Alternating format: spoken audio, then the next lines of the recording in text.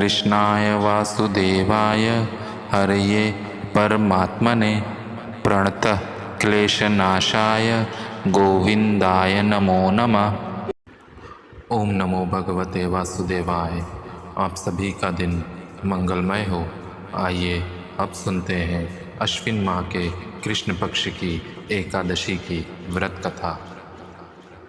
भगवान श्री कृष्ण की भक्ति से भाव विहल होकर अर्जुन ने कहा, हे प्रभु, अब आप कृपा कर अश्विन माह के कृष्ण पक्ष की एकादशी की कथा को कहिए।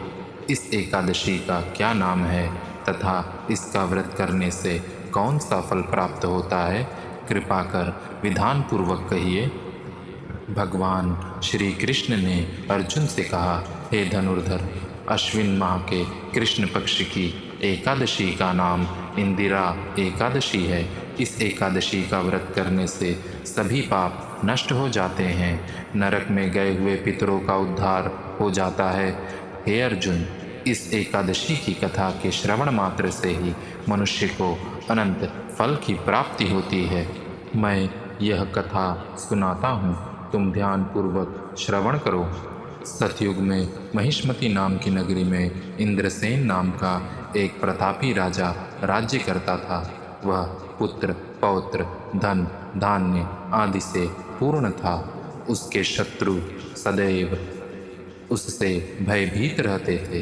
एक दिन राजा अपनी राज्य सभा में सुखपूर्वक बैठा था कि महर्षि नारद वहाँ पधारे। नारद जी को देखकर राजा आसन से उठा, प्रणाम करके उन्हें आदर सहित आसन दिया। तब महर्षि नारद ने कहा, हे राजन, आपके राज्य में सब कुशल से तो हैं। मैं आपकी धर्मपरायणता देखकर अत्यंत प्रसन्न हूँ। राजा ने कहा, हे देवर्षि, आपकी कृपा से मेरे राज्य में सभी कुशल पूर्वक हैं तथा आपकी कृपा से मेरे सभी यज्ञ कर्म आदि सफल हो गए हैं। हे महर्षि, अब आप कृपा कर यह बताइए कि आपका यहाँ आगमन किस प्रयोजन से हुआ है। मैं आपकी क्या सेवा करूं? महर्षि नारद ने कहा, हे नृपोत्तम, मुझे एक महान विस्मय हो रहा है कि एक बार जब मैं ब्रह्मलोक से यमलोक गया था, तब मैंने यमराज की सभा में तुम्हारे पिता को बैठे देखा। तुम्हारे पिता महान ज्ञानी, दानी तथा धर्मात्मा थे, किंतु एकादशी व्रत के भंग हो जाने के कारण यह यमलोक को गए हैं। तुम्हारे पिता ने तुम्हारे लिए एक संदेश भेजा है। राजा ने उत्सुकता से पूछा, क्या संदेश है महर्षि? कृपा कर यथाशीघ्र कहें।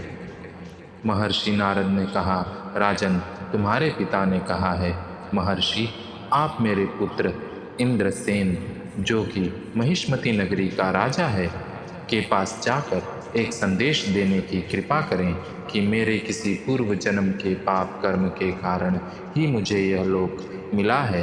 यदि मेरा पुत्र अश्विन माह के कृष्ण पक्ष की इंदिरा एकादशी का व्रत करे तथा उस व्रत के फल को मुझे प्रदान कर दे तो मेरी मुक्ति हो जाए, मैं भी इस लोक से मुक्त होकर स्वर्गलोक में वास करूं। इंद्रसेन को अपने पिता के यमलोक में पड़े होने की बात सुनकर महान दुख हुआ तथा उसने नारद जी से कहा, हे नारद जी, यह तो बड़े दुख का समाचार है कि मेरे पिता यमलोक में पड़े हैं। मैं उनकी मुक्ति का उपाय अवश्य करूँगा। आप मुझे इंदिरा एकादशी व्रत का विधान बताने की कृपा करें। नारद जी ने कहा, हे राजन, अश्विन माह के कृष्ण पक्ष की दशमी के दिन प्रातःकाल श्रद्धापूर्वक स्नान करना चाहिए।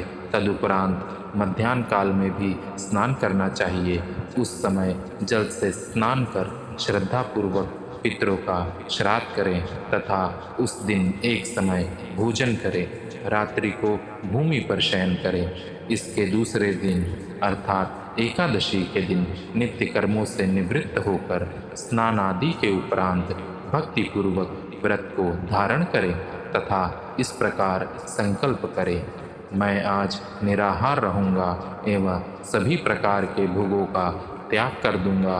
तदुपरांत अगले दिन भोजन करूंगा। हे ईश्वर, आप मेरी रक्षा करने वाले हैं, आप मेरे उपवास को संपूर्ण कराइए। इस प्रकार आचरण करके मध्याह्न काल में शालिग्राम जी की प्रतिमा को स्थापित करें तथा ब्राह्मण को बुलाकर भोजन कराएं एवं दक्षिणा दें। भोजन का कुछ भाग गाय को अवश्य दें। भगवान विष्णु का धूप, नैवेद्य आदि से पूजन करें तथा रात्रि में जागरण करें। तदुपरांत द्वादशी के दिन मौन रहकर बंधु बांधवों सहित भोजन करें। हे राजन, यह इंदिरा एकादशी के व्रत की विधि है। यदि तुम आलस्य त्याग कर इस एकादशी के व्रत को करोगे तो तुम्हारे पिता अवश्य ही स्वर्ग के अधिकारी बन जाएंगे। नारद जी राजा को सब विधान समझाकर अलोप हो गए। राजा ने इंदिरा एकादशी के आने पर उसका विधान पूर्वक व्रत किया। बंधु बांधवों सहित इस व्रत के करने से आकाश से पुष्पों की वर्षा हुई तथा राजा के पिता यमलोक से रथ पर चढ़कर स्वर्गलोक को चले गए। इस एकादशी के प्रभाव से राजा इंद्रसेन भी इहलोक में सुख भोग कर अंत में स्वर्गलोक को गया।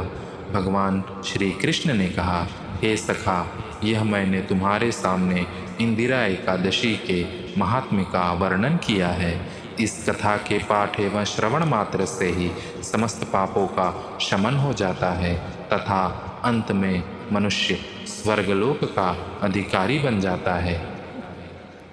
यह थी अश्विन माह के कृष्ण पक्ष की इंदिरा एकादशी की व्रत कथा। ओम नमो भगवते वासुदेवाय।